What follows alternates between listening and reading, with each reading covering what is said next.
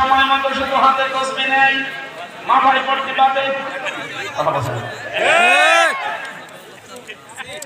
ইসলামী রাজনীতিকে যারা আছে মানুষগুলো ধর্মীয় রাজনীতির নাম দিয়ে জঙ্গিবাদ তকমা দিতে পারে।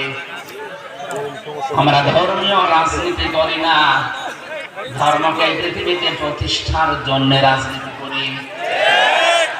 অনেকেই তো ধর্মের দোহাই দিয়ে রাজনীতির নাম নিয়ে নিজের আখের বসিয়েছেন।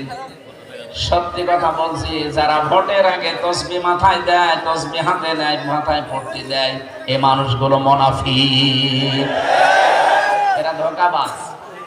ধোঁকা দেয় আর পরে যে লাল বকল খায়।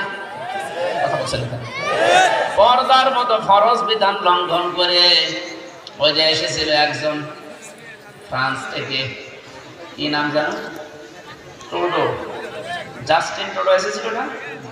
আমি তো জেলে ছিলাম ওই সময়, পত্রিকায় দেখেছি।